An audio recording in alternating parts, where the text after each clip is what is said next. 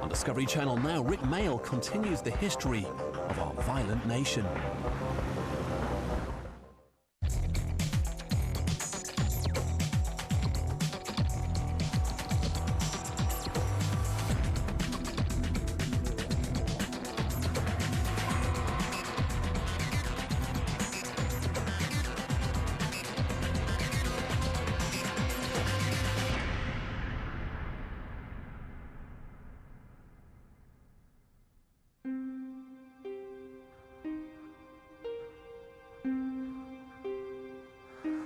You know, it's a modern myth that Britain today is more violent than it ever has been. Excuse me.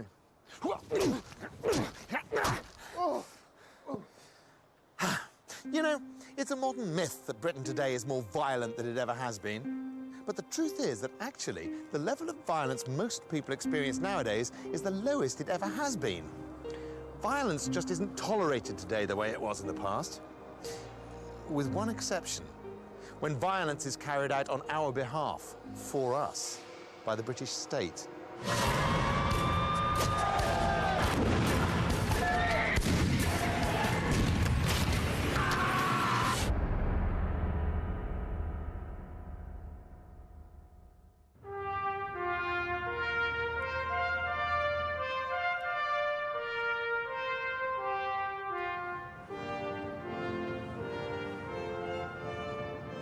Throughout our history, violence and the state have always enjoyed a pretty close relationship. Without violence, the state wouldn't even exist. Hey, take our first nation state, which came about courtesy of the Normans.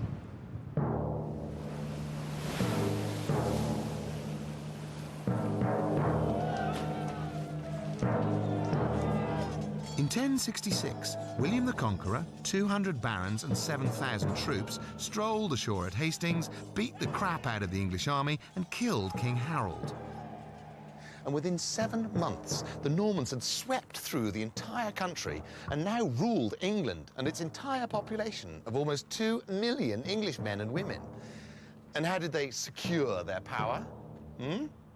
Violence, and lots of it. Let me give you a little example of how the first state worked.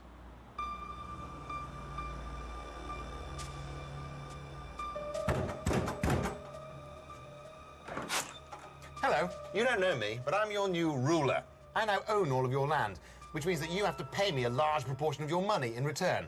It's a new concept. It's called tax. I'm going to use the money to pay for my terrifying military machine, which keeps you in grovelling servitude for the rest of your life. How do you feel about that? Sod off! The Normans didn't like that sort of attitude, so their response was invariably this. Christ! A state that doesn't rely on violence is not a state. The point about violence is that it trumps. You know, if I could try to influence you, I could try to persuade you, I could cajole you, I might give you incentives, but when push comes to shove, if I can force you, then I have the trump hand. And a state that cannot force is unlikely to get tax revenue. There's the bus fare bowl. Good. The state survived by violence. William the Conqueror established himself by warfare, by violence. He established himself at Hastings.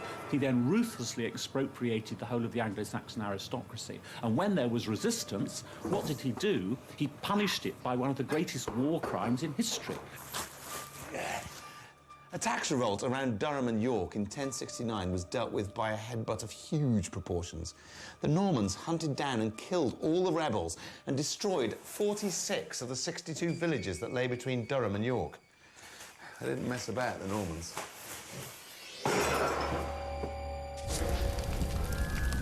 And then the Normans burned all of the crops and all of the livestock in the York-Durham area, and 100,000 people died of hunger. And of course, it's all on the Bayeux Tapestry. I mean, there's amazing pictures in the Bayeux Tapestry of that poor woman holding the child as she comes out of the house. And then, you know, without any shame at all, what does the caption say? Here the knights burn a house. So the means of violence, the means of state punishment, are very, very easy to put into force. So violence won the Normans the land in the first place, and in the second place, violence made sure people paid their taxes, which allowed the Normans to build their castles and their churches, which reminded everyone who was the boss. And bingo, the first British state. For the Normans, violence was working so wonderfully well, they also used it to sort out the English judicial system. One very interesting invention the Normans brought with them was something called trial by battle. If two people had a dispute, they had the option of deciding who was in the right by beating the shit out of each other. Really? The one who hit the floor first, either dead or unconscious, was the loser. He was in the wrong. This is how it worked. So, gentlemen, I understand you got some kind of dispute here. Tell me about it. Basically, James here slept with my girlfriend about a year and a half ago. He slept with your girlfriend? Yeah. Just recently discovered it through one of our mutual friends. We were out drinking one night, and our friend let it slip. So it's an actual fact? So, oh, yeah, definitely. Didn't touch her. You did not sleep with his girlfriend? I didn't sleep with his girlfriend. He's full of I know, I wouldn't for touch that girl almost with fact. a freaking barge pole. Shut up, and you say... He saw you making out with her at the side of the pub. Then he saw you guys leave together. There's not much left for explanation. Right, that's quite enough talking. Let's settle this the Norman way. Let justice be done. Let's do it. Let's do it.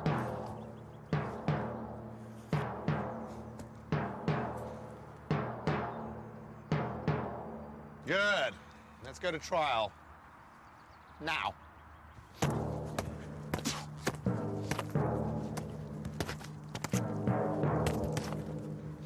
Lasting well into the 15th century, trial by battle was initially used in more serious cases, like accusations of treason. Later on, it became so popular that any excuse would do for a good dust-up. Is it a trial or a picnic? Decide the fact! Justice! Now! Trial by battle was really a winner-takes-all kind of thing. The losing party, if he survived, didn't just get community service or a fine, he was executed. Oh! So he did sleep with your girlfriend. This man is in the right. This man has slept with the poor wretch's girlfriend. A good fight, young man, a good fight. And may God have pity on your soul, boy. Well, you can see the appeal of trial by battle. What do you want? Thousands of pounds to an expensive posh lawyer or beating someone up in a field?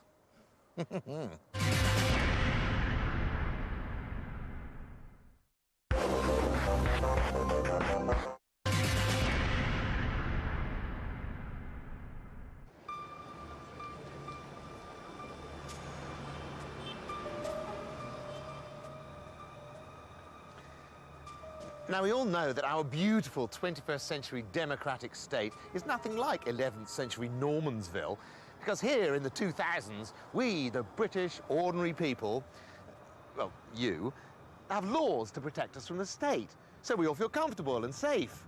But what we don't realise is that when it suits the state can break those laws it's made for us. Oh, yeah. In 1215, King John was forced to sign the Magna Carta. Part of this document enshrined the rights of ordinary people against the excesses of the state.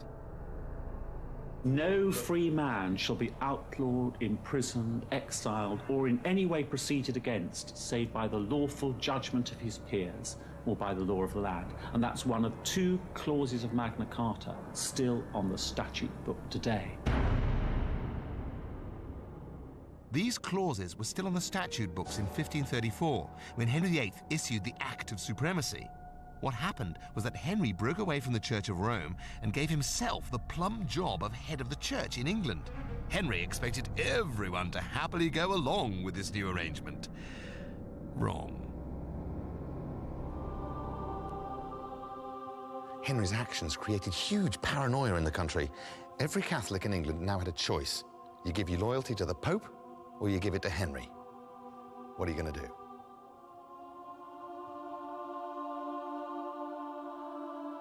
With the Act of Supremacy, your religious beliefs could be an act of treason. In 1535, 3 monks from the Charterhouse Priory, which still exists in the City of London, declared their loyalty to the Pope. The monks were arrested, convicted of treason, and sentenced to death. The first monk to die, John Houghton, was led up a ladder onto a cart. A rope was placed around his neck, and the cart was pulled from under Houghton.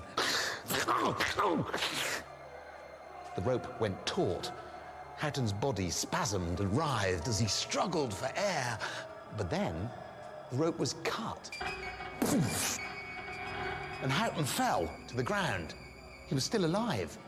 And the hangman walked up to him, pulled out his knife, and cut open Houghton's stomach. The hangman reached inside and he pulled out Houghton's heart without killing his victim. Houghton screamed in agony.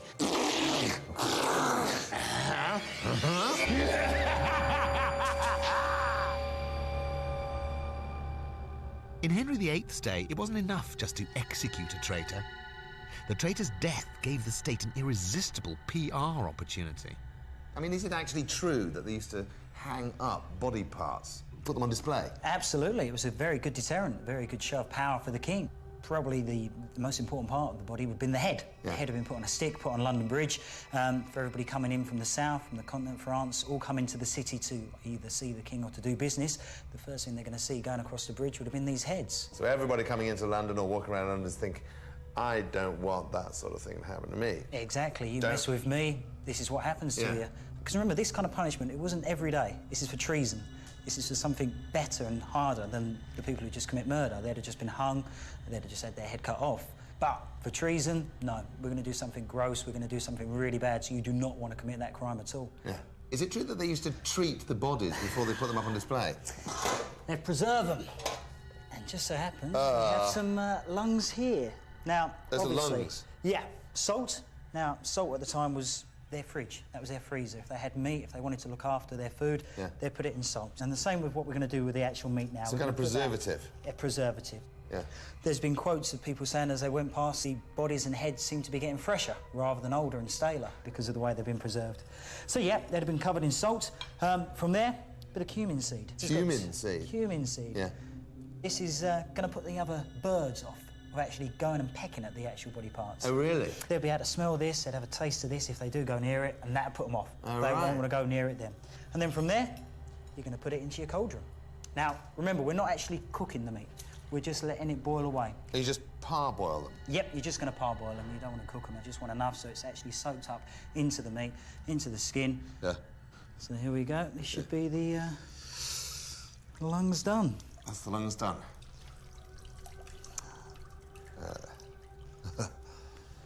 Now, you might just cover it with a bit more cumin, a bit more salt, just before it's ready to go on display. That's why people saw that and they knew, no, I don't want that to happen to my body. I think I'll do what the king says. Yeah.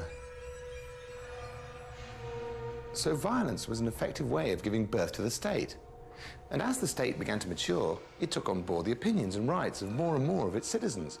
But that didn't mean an end to violence. On the contrary, in order to protect our hard-won rights and way of life, the state used even more violence to keep us safe. The problem is, when we give the state the job of protecting us, we also give them the job of telling us who they are protecting us from. And this can lead to an abuse of power. Take the problem of terrorism. Where there's a new climate, new dangers, new insecurity posed by the growth of terrorism, international terrorism, of course this is an argument for increasing the coercive power of the state. Unfortunately, Voltaire once said there can be no freedom in a state of siege, but of course, if that freedom is curtailed too much, then once the siege is over, what kind of regime, what kind of society has been created for that city?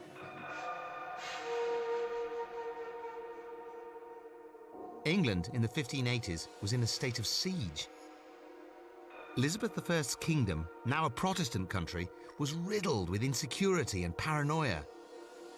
Catholic Spain was threatening us from the outside. Thousands of treacherous plots were threatening us from the inside. Fear was everywhere.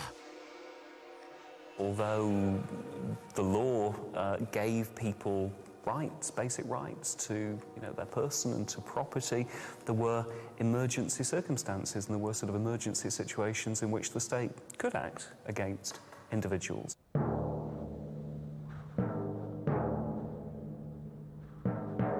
One of those individuals was a man called Thomas Mayall. In March 1581, Thomas Mayall, an Irishman and a Catholic, was arrested on suspicion of being in league with Catholic rebels plotting to overthrow Elizabeth. Evidence against Mayall was flimsy, but he was thrown into the Tower of London and imprisoned there without trial for 9 months. It was illegal then, as it is today, to hold someone without charging them. It was also illegal to gather evidence using torture.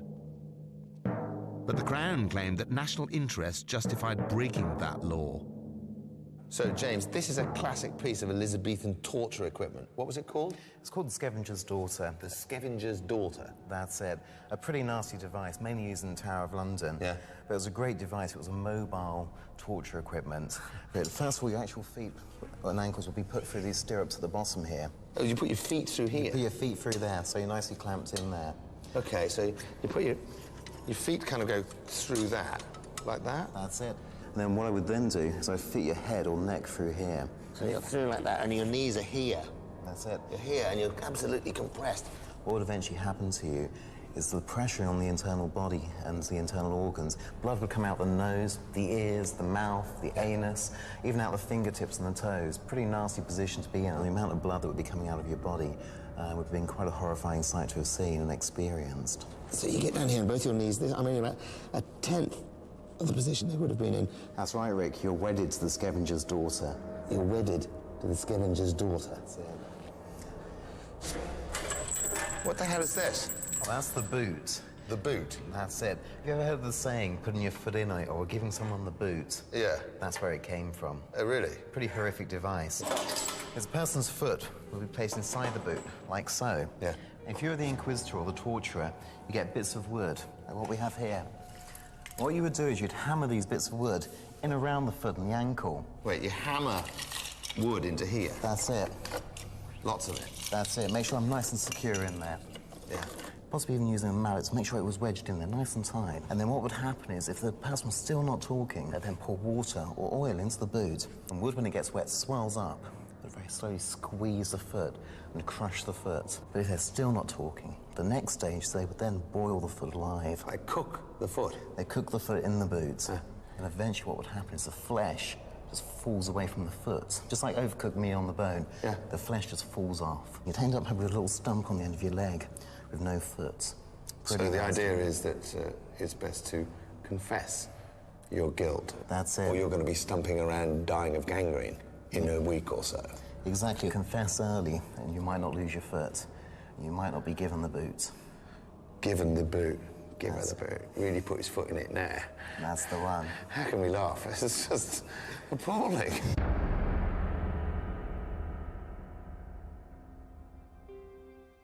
History shows Mayall as an innocent man, and his treatment by the state as indefensible. Historically, we ought not to assume that we had liberties that we didn't actually have. The statute books are stuffed full of offences that police could, if they needed to, wheel out in order to justify almost any arrest at any point, anywhere. You see, where terrorists are concerned, British governments down the centuries, even our government today, say shoot first and ask questions later.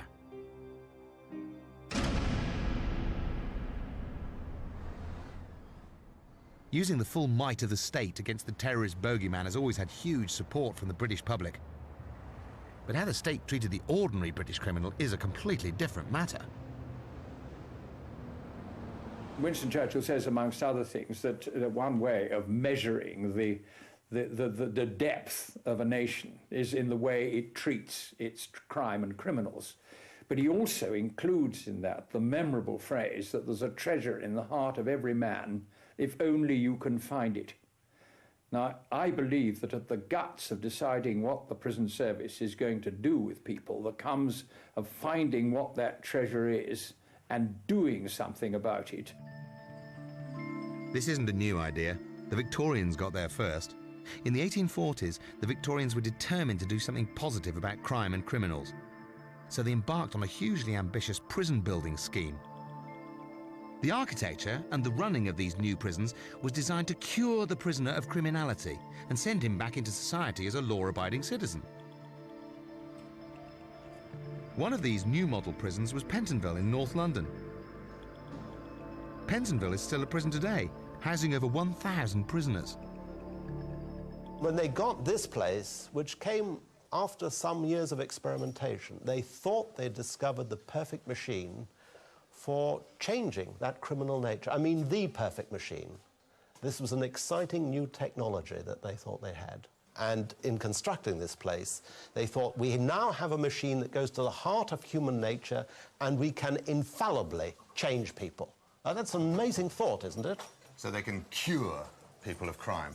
Not just cure them, but actually change their nature.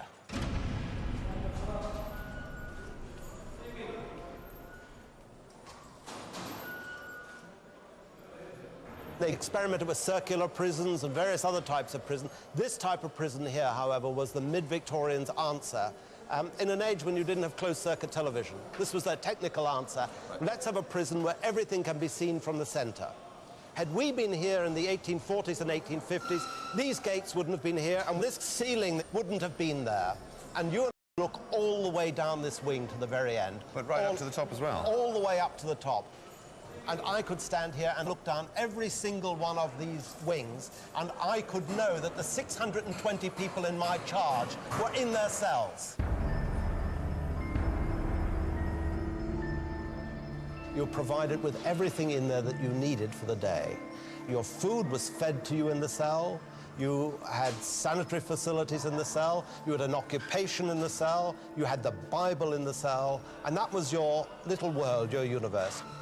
And in the cell, you were cast back in upon yourself. That was the idea. Because don't forget, what was happening here was for your good. This wasn't really a bad thing. This was an opportunity for you. This cell was the place from which you were going to relaunch your life. To help the prisoner, the authorities devised something called the separate system. This system meant that the prisoner would spend his sentence completely isolated in his cell. The cell was 14 feet by 7 feet. It was the prisoner's workplace during the day and his bedroom at night. He would be totally cut off from any contact with his fellow prisoners.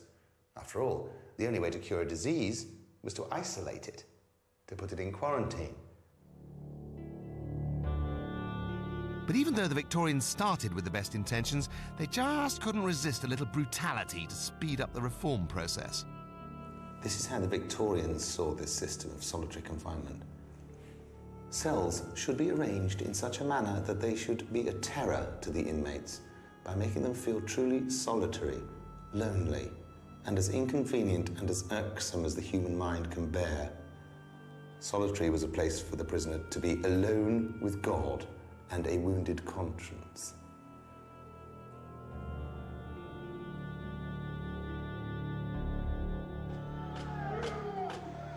The prison authorities had a problem, though. The prisoners were going to have to associate with each other when they exercised. So a new system was invented for them. The new system was called the silent system.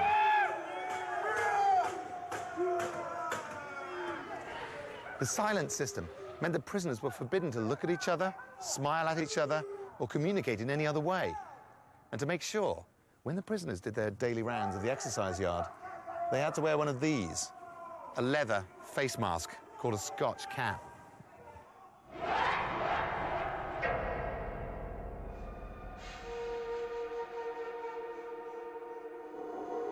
What began as a system designed to change men's behavior soon became a form of subtle psychological violence.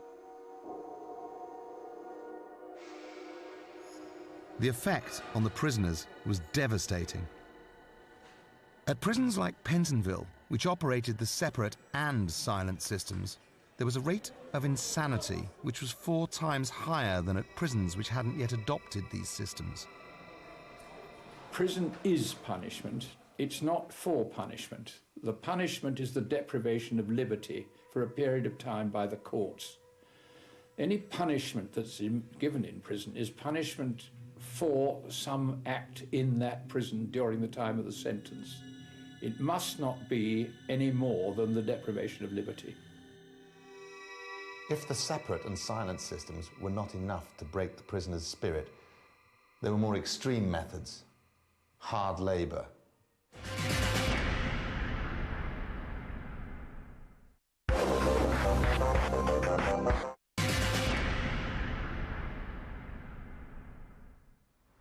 In the 1840s, the Victorian state created Britain's first penal system. What was initially designed to rescue and reform criminals soon became one simply to punish. One of the ways they did this was through hard labour. Hard labour took several forms in the new prison regimes of the 19th century. One of the most extraordinary and pointless was the tread wheel, a structure not unlike a huge hamster wheel which the prisoners had to turn. This punishment was referred to as grinding the wind. Another punishment was this, the crank. So, Paul, this piece of punishment is called the crank, right? That's right. Tell me, how does it work?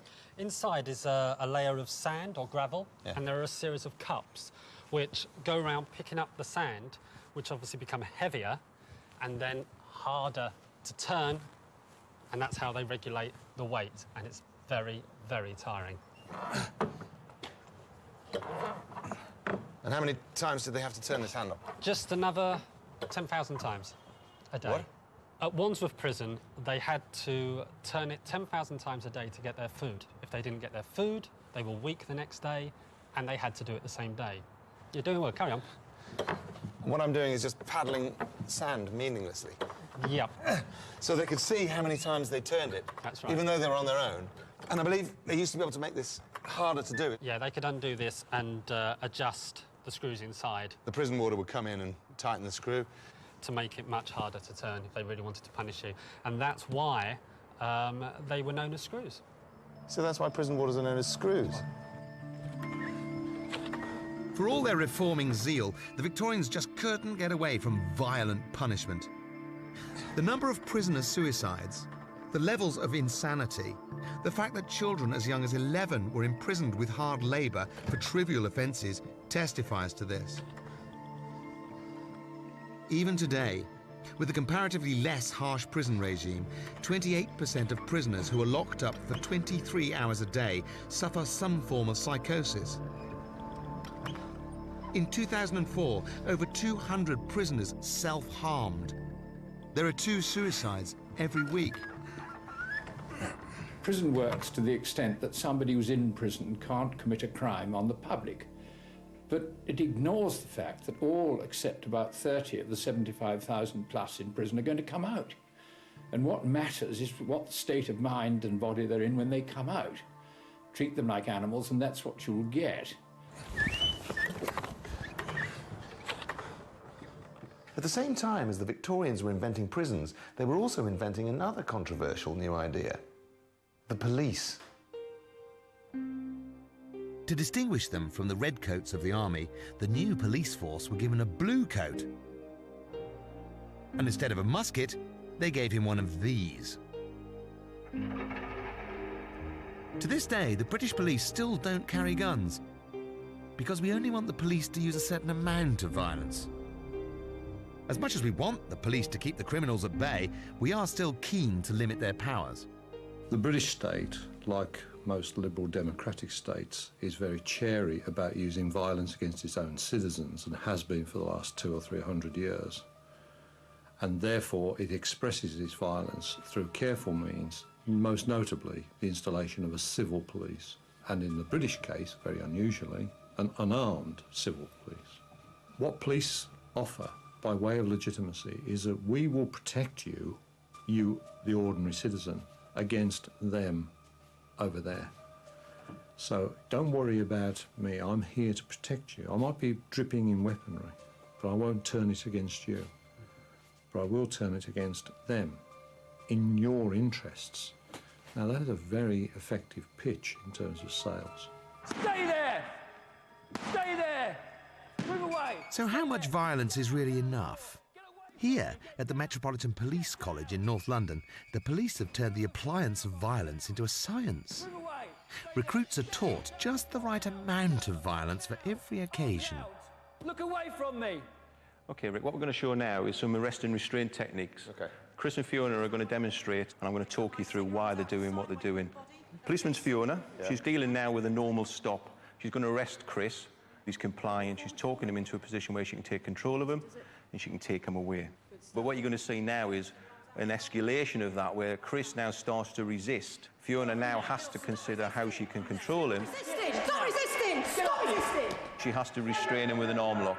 Yeah, that's pretty restraining. That's pretty restraining. And that normally works, does it? It depends on the level of resistance the person is wanting to put up for us. What we're going to do now is another escalation up again. She's going to attempt to put the arm lock on, but the resistance is just a little bit too much, so she makes the decision that he's got to go on the floor. What she's now going to do is she's going to finish off by placing him in handcuffs. She's monitoring him all the time. And then we'll get you. She's watching what he's doing, making sure he's breathing okay. When you're on your own with Fiona, that's what she likes to do. Well, she's one of my best trainers, and she's... I'd like to be trained. She has the ability to keep you going. Rick. Fiona. We're going to think about pain compliance now, specifically when we apply handcuffs. Yes, pain compliance. OK. OK, let me just... you don't mind me undressing you, do? I don't mind you undressing me, Fiona.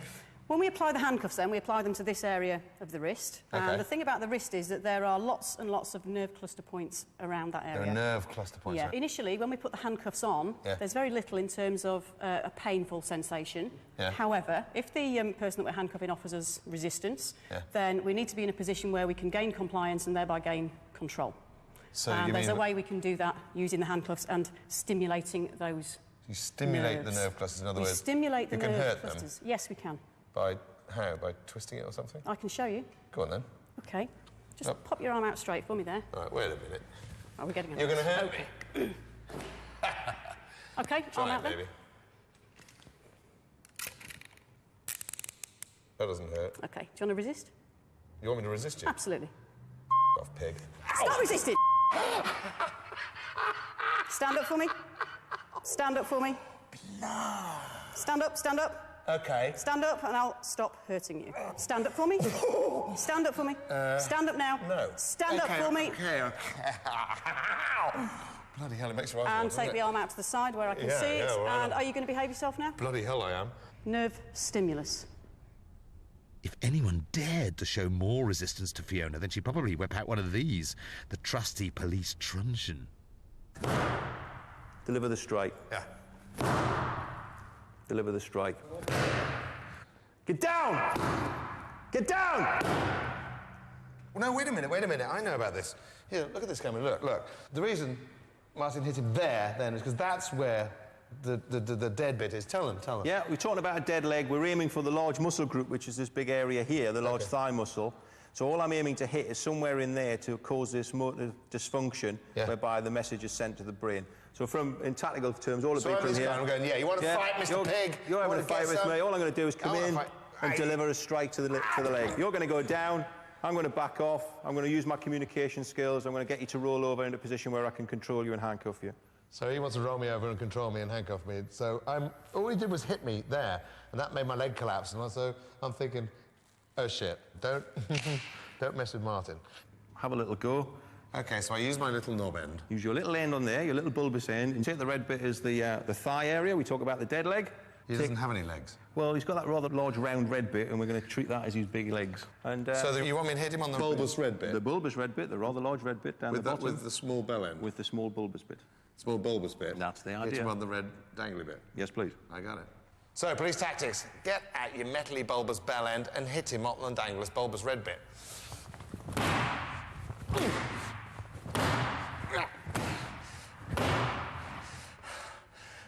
So that's what you get to do if you're a policeman, is it? I'm allowed to hit him in the face? No, I'm afraid not. So I can't do that? No. Or that? No. I'm not allowed to go... that hurts. That's why. People tend to fight back when you do that. Get down! Get down! Get down!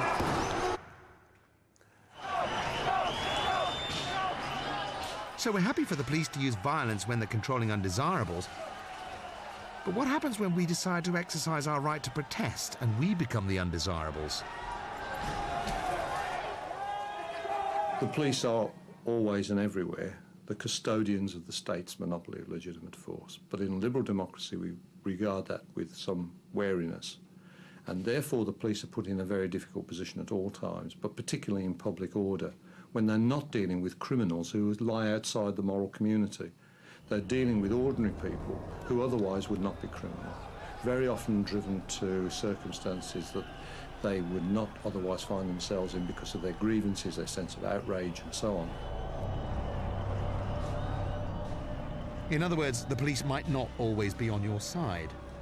The right to protest is one of the cornerstones of democracy, but if the state decides it's an inconvenient right, the state can crush it very easily.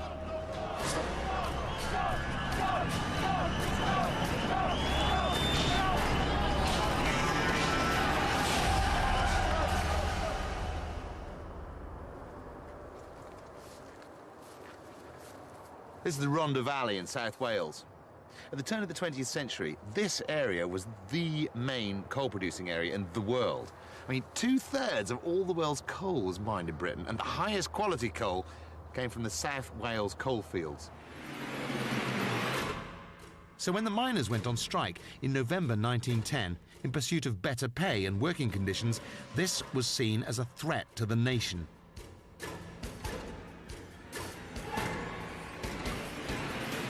At 5 a.m. in the morning on November the 7th, there was a bugle call around the terraces of Tonopandi, a small mining town in the Rhondda Valley. It was a rallying call for the miners and their families to march on the local mines and shut down the colliery machinery. They brought all the collieries in the area to a halt, apart from one, the Glamorgan colliery at Clunapia, just outside Tonopandi. By mid-morning, thousands of striking miners had gathered here, outside this pumping house. And inside, the police, under the direct control of the local authorities, were ordered to disperse all these protesting miners.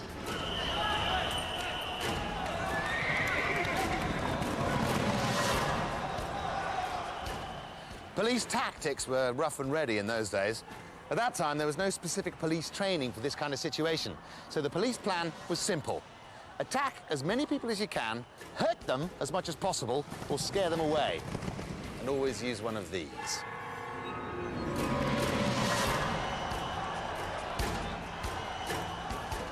The fighting went on for the whole day. And by the end of it, every single police truncheon had been broken.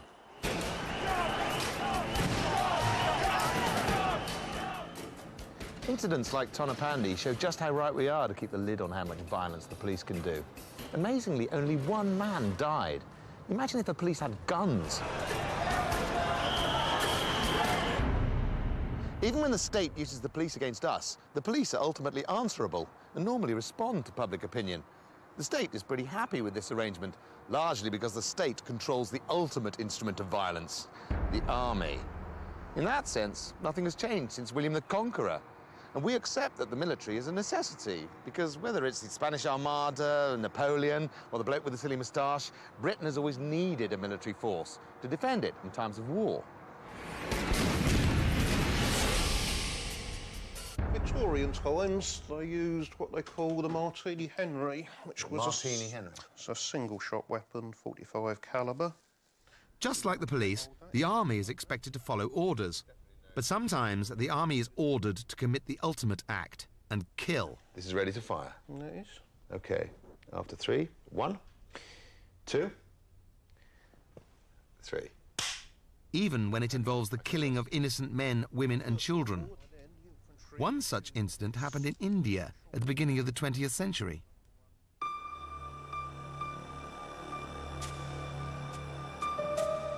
In 1919, 10,000 Indians protesting against unfair laws gathered outside the colonial buildings in Amritsar in northern India. The protesters were confronted by a detachment of British troops commanded by one General Dyer.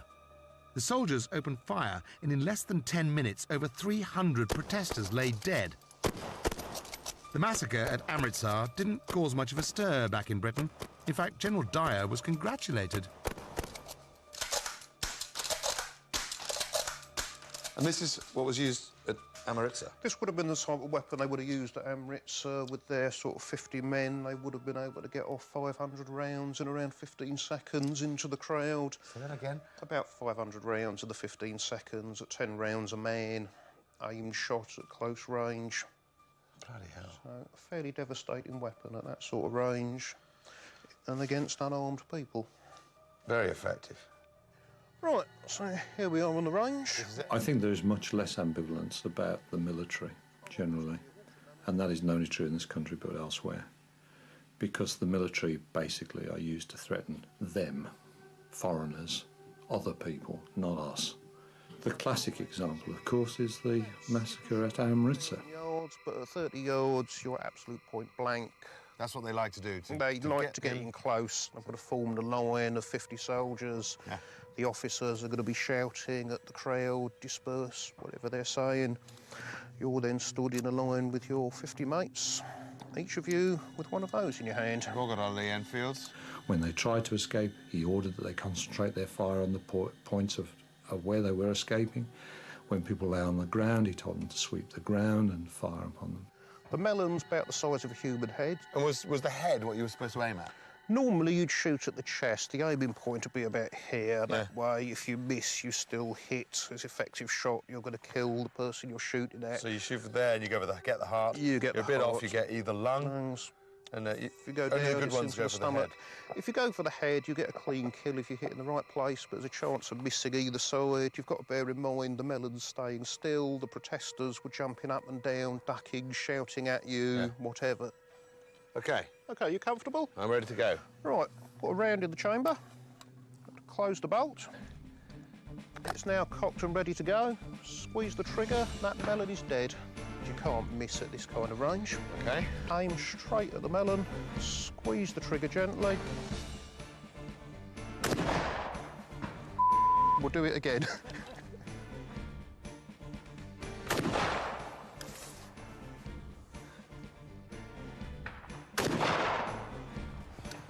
You're same spot again. They're dummies. Is this a joke? Squeeze, don't pull.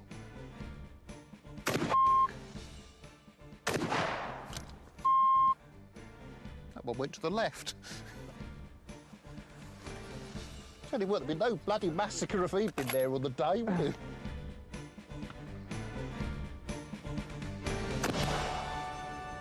It's dead! That is one dead watermelon. One less melon to worry the world. That's the first time I ever did that with a gun. It only took you 6 goes. You ruined the shot. I'd like to.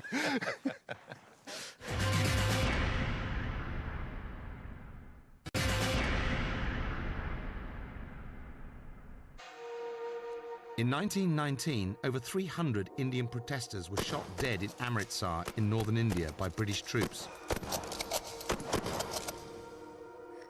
Far from being condemned, the British commander, General Dyer, was cleared of any wrongdoing. When he was brought for military discipline, they did not cashier him. They retired him early. He was described as an error of judgment at worst. The Times newspaper started a subscription which raised £27,000 so he would have a comfortable retirement. He was supported by the House of Commons and the House of Lords, or at least substantial proportions of them, and won a libel case. So the idea that there was a mass outrage, even amongst respectable opinion, at what happened at Amritsar is simply false.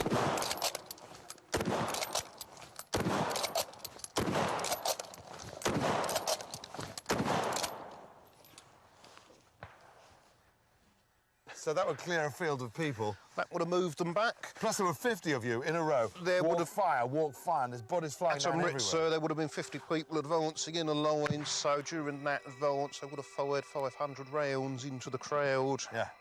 Each one of which would have been killing many people. So screaming your head off. Most of us would like to know how it's possible for soldiers to commit acts like this. But the explanation is frighteningly simple. What enables these young men to carry out things that they know are atrocious? The killing of women and children, the killing of unarmed prisoners of war, for example. What's interesting is that how easy it is for these servicemen to do that. And now you're down at the... You've met with now the you're enemy at the crowd. You've run out of bullets, so we now get on to your part. This is the close combat. Okay. You've now got to use the bayonet to carry on and finish off the remainder of the crowd. They are simply obeying orders. Now, that view is not something unique to people in the military. That is something that is shared by people in civilian society as well. Bayonet in. Yeah. 390 degrees. Pull it out. As you do it, you scream absolute blue murder to frighten the enemy and psych yourself up so as you can carry on and go through. If you ask civilians, people on the streets, whether they think that if ordered to do so, they should fire on a group of unarmed civilians, 70% will say yes, they do think that that is a legitimate thing to do. You stick it in. You'd use your hand. Stick it in, and that goes in very easy, but then you twist it to open the wound. Yeah. Scream blue murder as you attack and kill it. Kill him. Kill him. Ah! Ah! Ah! Ah! Ah!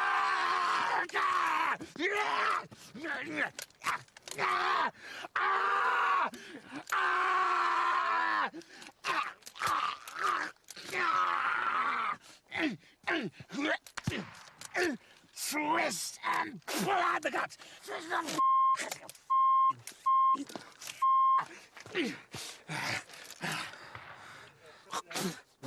Right, I think that sandbag's now dead, actually. Just doing my job. As far as the state is concerned, the army is its ultimate weapon. The state really does have the ultimate trump card.